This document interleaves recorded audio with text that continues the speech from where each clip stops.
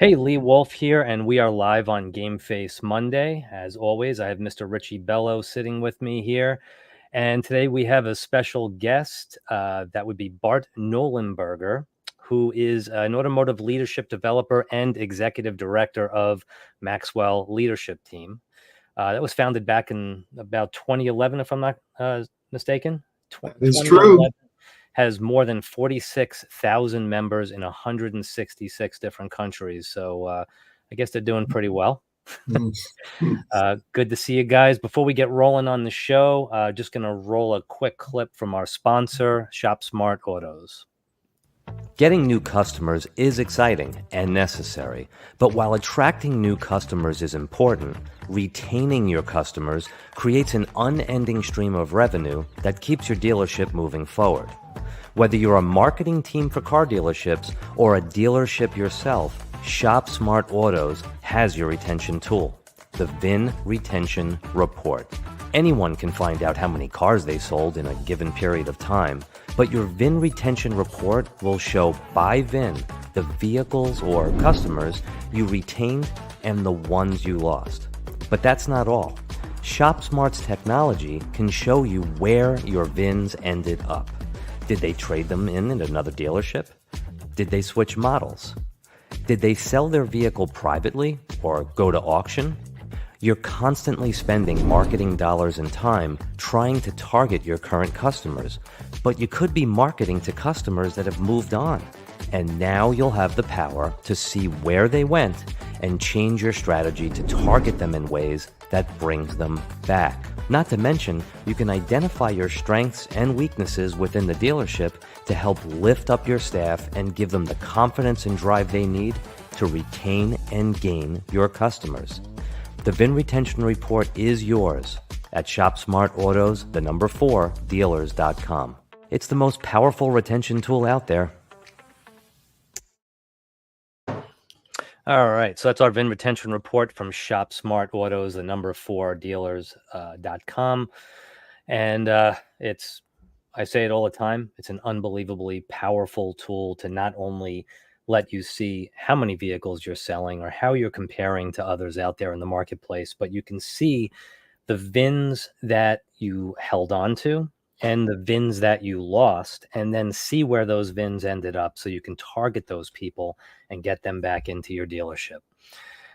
Incredible tool. That's our VIN Retention Report, ShopSmartAutosForDealers.com. And really quick, I'm just going to run a quick clip. We were doing a little research on Bart here, and we found a clip online that kind of just gives an overall feeling for where Bart's coming from. Where does a coach belong? Should they be ahead of you, clearing the path for you, or behind you just cheering you on? Actually, it's neither. The coach's place is by your side, helping you find your footing each step of the way. Hey, I'm Bart Nollenberger, a John Maxwell Team certified coach. I'm a speaker and I'm a trainer, and I'm passionate about personal development in all its forms. But my specialty is coaching. I get up every morning passionate about coaching because I get to help clients achieve their goals. There's nothing like walking alongside someone as they become the person that they really want to be. And if you have a goal you're striving for, or even if you're just looking for some direction on your way, I want to partner with you in that process. John Maxwell has been one of the world's foremost leadership and personal growth experts for more than 40 years. And as a Maxwell certified coach, I am uniquely and powerfully resourced to help you make your dreams a reality. What does a dream need from you? What do you need to do? Who do you need to meet? Where do you need to spend your time and your resources? As your coach, I'll be here to guide you toward your answers to these questions. And I want to help you make the uncertain certain. Together, supported by proven, effective self-development principles, we will put a plan in place that grows you steadily toward your goal. The greatest investment you can make is in yourself. Let's make it together. Contact me today to take one step closer to your dream.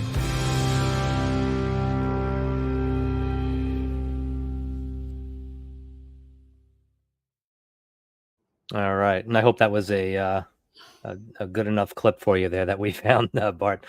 So tell us a little bit about where you came from and how you ended up here. I know it's over 40 years. Yes, yes, but don't tell anybody that. That's our little secret. I had a mother that used to lie about my age. Not just her age, but my age. It tells you something, right? Hey, so yeah, my dad was a car dealer in Toledo. He every Saturday I'd hang out in the service department. Probably not unlike a lot of stories within our industry, but I loved the business. But I have to tell you that I loved it because I loved that my dad was in it. And even though my dad and I weren't super close, I always wanted to be like him, and I was always striving, frankly, to get his approval. Maybe some of us can get that one. I followed in his footsteps. As a matter of fact, I wanted to get into radio and television, but I wasn't very good at college, so I flipped the business. And once I flipped the business, then of course that led the way to the automobile business, where I started selling cars pretty young and had some success. So I would tell you, though, the first 2 jobs I had in the business, I was awful. The third one, I finally got it. And I worked for a place called Kistler Ford in Toledo, Ohio, a long time ago on Central Avenue, in the Central Avenue Strip. And again, the first 2 jobs, I lasted about 5 weeks total. In this third one, I got it. And Frank came up to me after, and he said, "Bart, I'm so proud of you," which nobody had told me that before. And he also said to me, "I am going to call your dad and tell you what a great job you did if you get Salesman of the Month." So, that's all it takes, right? We need that sometimes, that person. So he lit the fire, and I did. I sold like 10 cars in the last 4 or 5 days and got Salesperson of the Month. And he had made me that promise. But unfortunately, my dad died about 5 weeks into that promise, and he never actually got to tell him. I know I did, but Frank never called him. So when Frank saw me at my dad's funeral, he said, "Man, I'm so sorry, but I guarantee you he knew how good you were." And, that started it, frankly. From then, I said, okay, this is my industry. This is what I need to do. I can excel at this. So I did sales, F&I, sales manager, had my own used car dealership. Then I saw Tony Robbins one day. And that was kind of a game changer because at that point I thought, that's what I want to do. I want to take the principles that Tony talks about and put those into automotive. So I started, frankly, looking for companies that were training companies. And the first one I worked for was a company called Half a Car, based out of Philly, founded by a guy named J. Eustace Wolfington and J.E. Wolfington. And I learned from him for 5 years, and it was like being a GM for 20. The guy was brilliant. Wow. From there, I went to a couple other companies, and big companies you might have heard of, Toyota, AutoNation, and was involved in putting processes in place there. And then in 2013, I decided I want to shift to leadership because I saw a void in managers training. And I joined Maxwell Leadership and had the purpose to say, this is what we're going to do in dealerships. We're going to teach managers how to be great leaders, not just great managers, but great leaders at home and in the workplace. And I got to tell you, that's when my whole life changed. That was actually one of my questions was I've always found that in any of the training that I've received, especially over the last like 6 years or so, is that the focus seems to be shifting a little bit into the personal lives of the people too, and wellness and taking care of yourself, or else none of it's really going to work. Yeah. You know what? There's a whole topic there, isn't there? Because nobody wants to talk about mental health in the car business, but I'm a mental health coach, and I am a mental health coach because I have a master's in stupidity and a doctor in dumb. And because of those two things, I've learned what not to do. And today, I'm a believer. I'm a person of faith. By the grace of God, I've got over I do have over 39 years of sobriety and almost 40. But I don't tell that to impress anybody. That's not impressive. That it really isn't. But what I know is I know what people within the industry have been through. I've been through, unfortunately, brokenness where I was married more than once. I was a bad husband at times. Today, I'm an incredible father and incredible husband. So who I am today is not who I was then, but I get it. I get these guys work 60, 70 hours a week, and they go out and get drunk afterward just to play. And and they don't get to talk to anybody. So part of what I do is tactical, of course, but the other part is also personal. Wow. Pretty important stuff, huh, Richie? I mean, training is your... Yeah, well, the whole thing that he said something there, Bart, you're certified to be who you are. You're the top-notch sales guy out there, and you're the top-notch leadership. Do you know what makes you that in my eyes? A, that you used to drink. B, that you got divorced. So that means you're a really good car guy. and wait, this is important. You've always had to be the leadership in you. It's just when we were younger, we didn't have the same type of head because we all lacked that experience of life, right?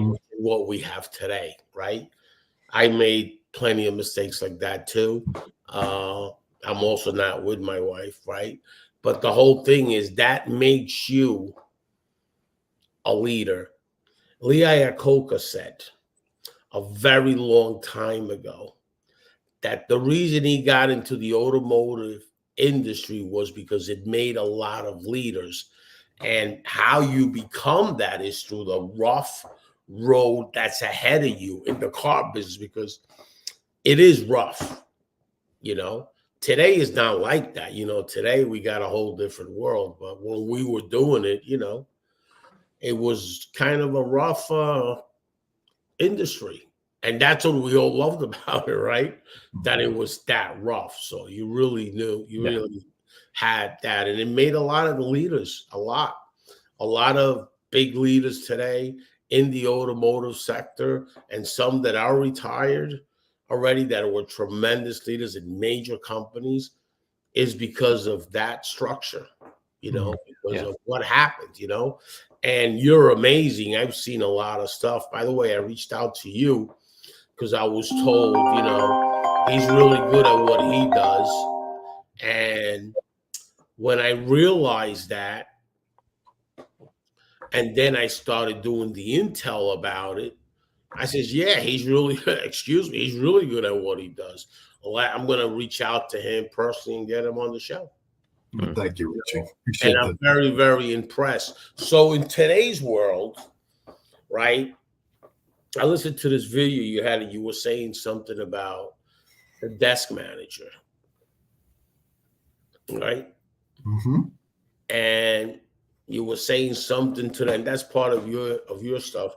Saying something to part of the desk manager leaves or gives you 2 weeks notice, and then he trains the new desk manager. That's very interesting. Could you go over that? I believe that, again, what happened, and I will do that, and I'll try not to take it too long and answer for a short question, but thank you again for the kind words. And I believe that we don't know what we don't know, right? I mean, I believe there's a lot of great managers out there. I think there's a lot of great dealerships, but unfortunately, if we look at the Peralto 80-20% rule, 80% are probably struggling, 20% are excellent. 20% of those who are excellent make 80% of the revenue. I believe that's really the case. So at most dealerships, who does train our managers? Well, if a guy or a girl gets promoted from finance, the person sitting next to him is training them. And in most cases, whatever they know is what they're going to train. They don't ever put them through and I hate the word training. Okay, Eustace Wolfington used to say training is for dogs. I'm a coach, and I'll talk about that in a minute. I think that's an overused word too, but I'm a catalyst. I'm a change agent. I help people shift, change everything. And what we found was we had to have content that would be consistent. And what we did, frankly, when I looked at managers, I said, how can I add the most value? And how could I help them change their thinking? And we started with a DISC behavior assessment. We've all heard of them. We've all done them. But it was a game changer because it allowed us to look at not how do we hire somebody, but do we know ourselves? Because you and I can't grow ourselves if we don't know ourselves, right? Mm-hmm. And I remember, guys, when I was 22 and I was a hot shot at a car dealership, I was a narcissistic jerk selling a lot of cars. I looked at that disc assessment, and I thought, oh, that's the reason I'm who I am. And it was this unveiling of an awareness. As I look at it 40 years later and I take a peek at it, I think, yes, that's who I am. And what that does helps me know who I am, so I can also be a student of knowing who you guys are. So when I know my people, when I know myself and I know my people, I know how to communicate better. I know how to motivate better. I know how to listen better. I know what questions to ask better. Look, I'm just going to tell you, you might have heard me say this before. I have a friend who gave all of his girlfriends disc behavior assessments before he would date them to see what he had there, right? And he went through a lot of bad discs, but he finally found one. He didn't have to date them for 5 months to figure it out. He found one who thought, man, maybe this is my girl. And he started dating her, and they became married. Right. Wouldn't that be, what a great idea? Why wouldn't we do that with all our people? So we start with that. Then we look at, where is everybody as a leader? And, we can go into that, but we don't have all day. So there's 5 levels of leadership Maxwell talks about. What we want to do, the men in this room, we want to develop leaders to be great leaders. And we want to develop leaders that develop other leaders. That's when stores explode. Right. And how do you do that? Through coaching. And what's that really mean? That you've got what's called an activation mentality. Mm-hmm. Now, what's that? Well, I coined it. I kind of like that. It means I'm getting you to think. I'm getting you to think and come up with the answers yourself. The quality of our life is determined by the quality of our questions. When you and I ask great questions, we get great answers. Great leaders ask questions of their people to get them to come up with the answers so the processes stick. Mm-hmm. So we knew them by disc, and then we started figuring out what we wanted to do, be a level 4 leader. And then we said, to do that, we need to ask great questions. We need to listen. We need to activate their thinking. That's when change happens. So to answer your question, a manager sitting next to you cannot do that, right? Who can do that? A third party who comes in, who looks at it differently. Last thing. Last boot camp I went through, a GM in there, very successful, runs 2 stores, has had a great career. And he said to me, one thing that happened was, yes, I'm a better leader because I went through the boot camp, which is, I've got a boot camp that's 12 weeks. It's an hour a week. He says, yes, I'm better because I went through it, but where I'm really better is at home. He said, I learned to be better with my wife. Yeah. And to me, got to say it humbly, that makes me just have all kinds of joy. That because happy employees are productive employees. Happy wife, happy life. Happy employees, profitable organizations. Yeah. And that's you passed on it briefly a moment ago, and I find, and Richie, I don't know if you're in agreement with me on this, but I feel like a major problem that's blanketing the whole country, if not, I'm sure, other portions of the world, is the active listening part of the sales process, the home process. Even at home, active listening is, I'm a good listener, and I absorb what people tell me, and I can talk to people about their problems, and I'm just naturally built that way. So sometimes I think I expect that from the world, to be active listeners and understand where I'm coming from and my feelings. And to me, that can make you the best salesperson in the world, when you're obviously solving problems for people or connecting them to the products that you're selling. If it's a vehicle, boom, you understand there's a baby on the way, there's a kid with them, they're going to need another seat, they're going to want those cup holders, they're going to want whatever it is, the safety features and the thing. I feel like that part of people's lives has just dissipated. And I don't know if is that technology, is that what's going on? Well, I'm going to engage a little bit here. So let's first talk about the desk guy getting trained by the other desk guy. Right. The biggest problem that I see, and years ago they were doing it, they're currently doing it now. I'm in dealerships in and out, and they're always doing that, okay? The biggest thing that I see is they get their top salesperson that sells 40 cars and lands them on the desk. Because he sells 40 cars, they right away think He's management. that guy is going to run the desk and bring up the numbers. They just lost 40 cars. That guy, within 60 days, I'm going to call him a 60-day wanderer. He's out because that's not what he likes. It happened to me, by the way. Okay. I hated being a manager, and I'm no manager, and I'm none of this bullshit that people think I am. I hated that. I'm just a salesman. Okay. Happened to me. I hated it for it. Now, let me now engage to the other question that's more important here about the listening. Sales guys, I don't consider myself a car guy. I consider myself a people guy. You ask a question, right? When a sales guy's ask you a question, he's really not listening to you as much as you think he is. He's watching your reaction. In the reaction is where that guy is banging out 40, 50, 60, 70 cars today and 90. That guy knows how to read people. Mm-hmm. That is a skill. That is a talent. Apart, because you got to filter in your ear whether that person is giving you an excuse or an objection. Mm-hmm. And it's based on his reaction what it is. And a sales guy that delivers more than 40 cars a month knows how to do that, has a master's in that. Mm-hmm. Period. Okay? End of story. That guy's got a master's in that. And that's the difference. Right? And I would say to that, that's an anomaly. I mean, there's not many 70 car a month people out there. They're out there and they're fantastic. There's two of them. They aren't just men, because women are much better listeners than men. Right? So women in most cases have a better capacity to do that. But taking it into the leadership piece, you and I cannot lead others until we can do all those things that you said. Right. And yet, why is it that the 70 car a month person does make a good manager? Because they know how to read people to get what they want in a sales environment.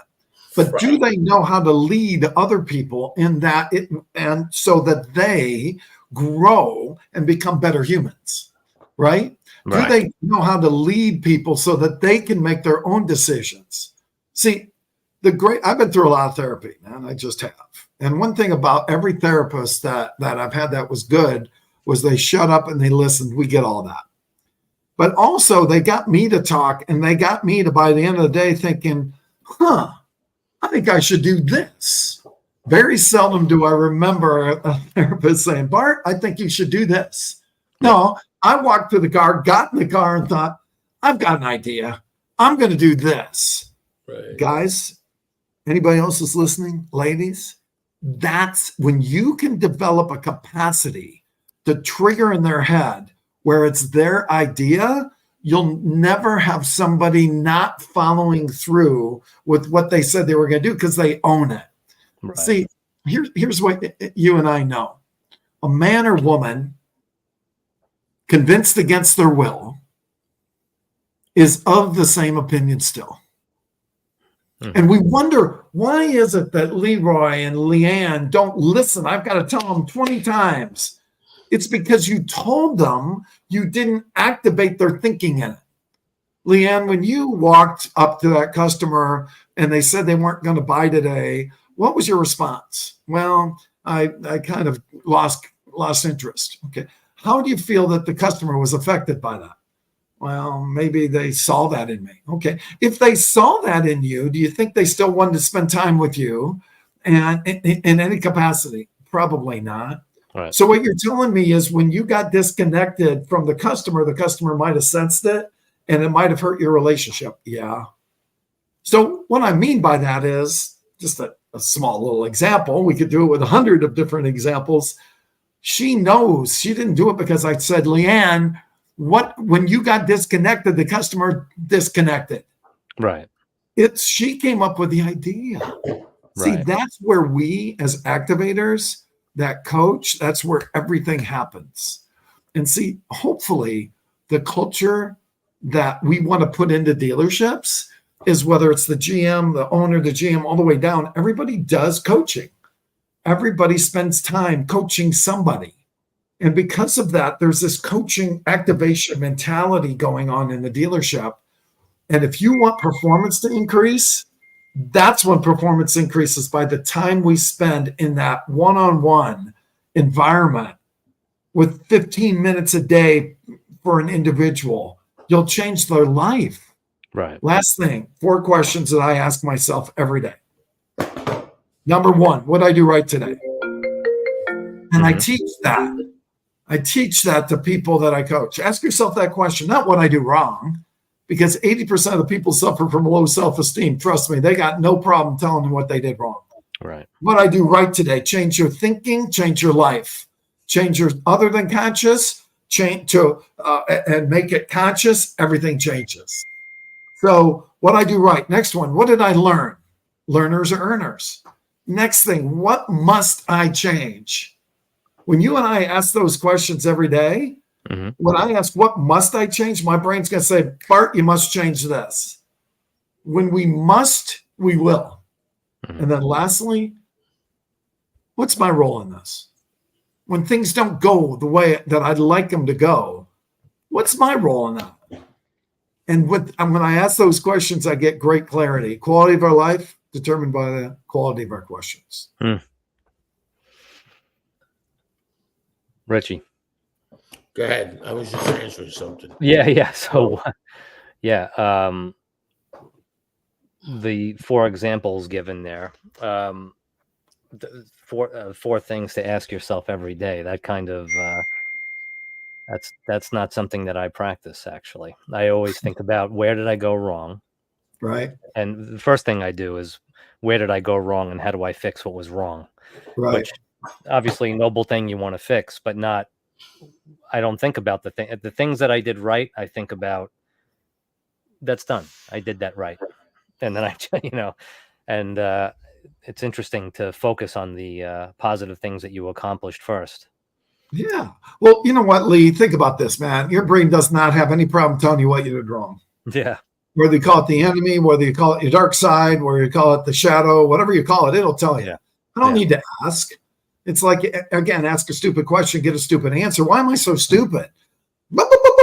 You'll get the answer. The point is this. Let's get down to what we're talking about here. We're dealing with people. Every human being on the planet, again, suffers from how they talk to themselves. Right.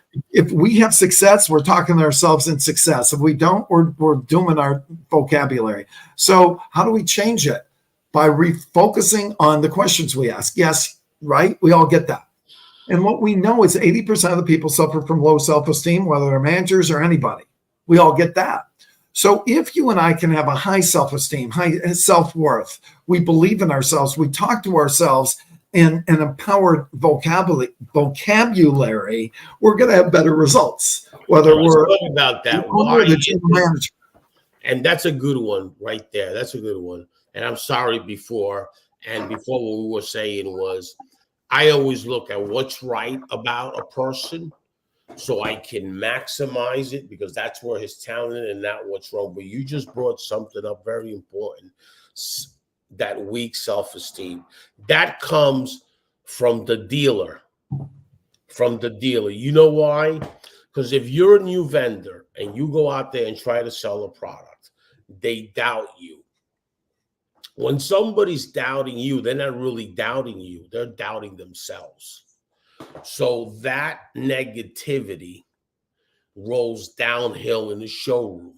And that's where your opportunity is and my opportunity. I've convinced more dealers on any product that's brand new that nobody knows to get it. Whether it works or not, I don't know, but to get it, because they always doubt it, and they'll always will, because what they do for a living is that they don't have the value of what they really believe in. I'm selling somebody a car.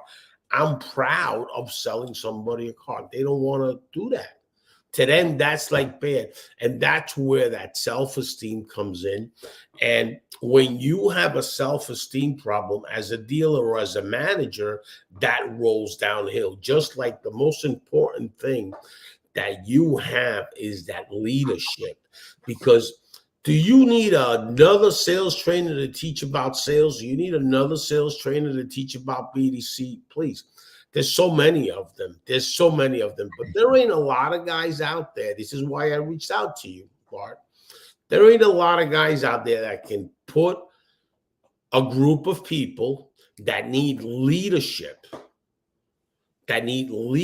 training in a camp like yourself, that they come back all fixed and cured. And you said something.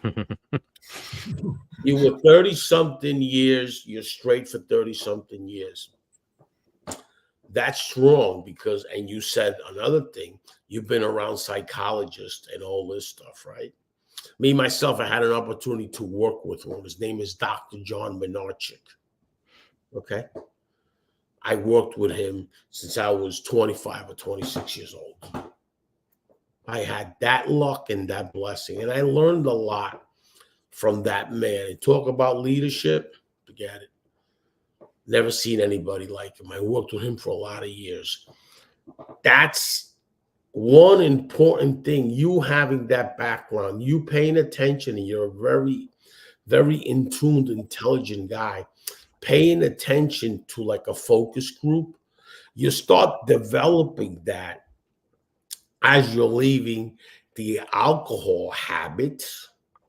You start developing that because your neutrons are very, very strong. Clinically, you're ready to take that in like a sponge. You just got reborn. As you're leaving that and you're going through that, your mind is wide open like a can of tuna.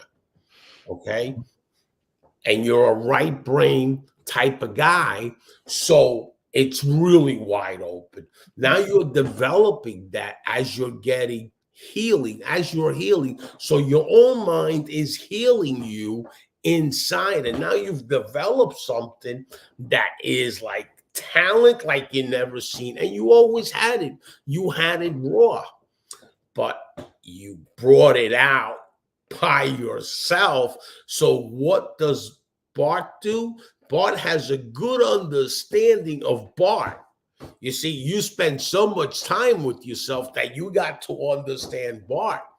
And that you can make, even if you tried it, that you can train, that you can do nothing. And when I saw you and they told me to reach out to you, nobody told me your story. And I'm saying it here because the guy that told me to reach out, two guys told me, see if you can figure this one out. And I was watching you and I knew it. I knew something there. And now that you're in the live show, I understand more or less. I get it now.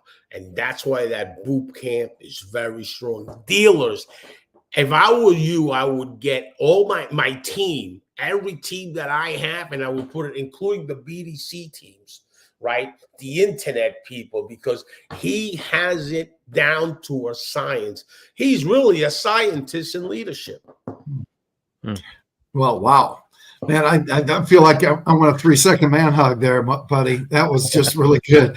So I gotta tell you something. During COVID, God hit me with this thing. How am I going to make the biggest difference? I'm all about making a difference, and I'll just land this. But he told me focus on one topic. What's the topic that I can focus on more than anything else in the business sector? And he came to me with Develop the Leader Within You 2.0 by John Maxwell. Great work. And in that work, I do boot camps on this, right? I mean, I'm looking for the book as I'm talking to you. So I'm going to throw this aside and go against the etiquette and just pull this out. But in this book, there's the first chapter is on influence. The second chapter is on priorities. The third chapter is on character. The fourth chapter is on self-improvement. I mean, come on, 10 rich chapters, right? So what happens is I've got 5 or 6 people max in the room from a dealership. We get together once a week and we go through a chapter, but it's not a book study. I'll say, hey, Lee, what did you pick out about this chapter and character that has to do with who you are as a person? It's not a book study, it's the topic, but it just gets us to talk. Hey, Richie, you're a parts manager. What did you see about priorities that you're going to put into place to run the business? Hey, in terms of problem solving, Billy, what did you see in problem solving as a GM that you're going to put in place that helped solve this specific problem, and what is it? So it gets us to think. But here's the part that just changed my life, guys. I'm serious. I get emotional. It wasn't just group scale nicely, right? It was the one-on-ones. And those don't scale as well, frankly, but I've changed as a human because I've had an opportunity. Right now, I've got 25 one-on-ones I do every week. That changes me dramatically. And I find out so much, Richie. You said you found out when we went live. I find out so much about the soul of a human by hanging out with them once a week when we've got no distractions. Right. None, right? Yeah. And it's changed me. And frankly, I know it's changed them. And nobody else does it because they're so worried about scaling that nobody does what I'm doing. So my biggest thing is I have to figure out how to get more and more and more. And it'll probably be bigger groups, but the one-on-one will never go away. If somebody wants help, the one-on-ones are critical. And that's what I don't like to say the word preach, but we influence for the leaders to do one-on-ones with their people at least once a week, because that's when connection happens. Right. When you find Jimmy's got a little bit of a heroin problem on weekends, if you don't deal with that, believe me, Jimmy's not telling anybody. And if you don't help Jimmy, you're going to lose Jimmy. Right. And I believe that's our responsibility as leaders too. It's not just about the people. I mean, the process, it's about the people. It's not the X's and O's. It's the Jimmys and the Joes. That's when we go to the next level as leaders. Believe you know what? You made a point about one-on-one. So let's go back to history. Let's talk about a company called, I'm pretty sure you know them, the Nicholson Group, right from Ohio. You know them? I've heard of them, yes. Because Stephen Nicholson passed away. So in my early 20s, one of the dealers that I worked in that pushed me to be a sales manager, and I hated it, right before I left the showroom, brings me in this company. And one of the things, there was no CRMs back then. There was Reynolds and Reynolds called Sales Vision. Remember that? Yep. Okay.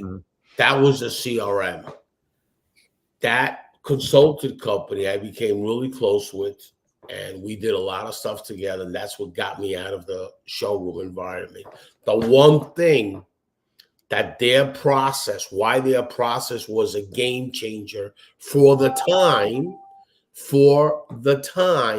was the one-on-ones. Every day you had to go with the salesman. The manager had to go and sit one-on-one with him. After you were done with him, you had to do one-on-one with your F&I guy with the heat sheet. Remember that? The heat sheet? Pink, dead, and yellow delivery. That was the company that did that. The Nicholson Group. Stephen Nicholson passed away. By the way, I know Dr. John, and I love Dr. John. I don't know if you knew I knew him. Yeah, I did. Yeah, I did. Yeah, an incredible soul. Yeah. Haven't talked to him in a while, but talk about a charismatic leader. He's brilliant. On YouTube, he was one of my first mentors, that I had, and I met him through the Nicholson Group.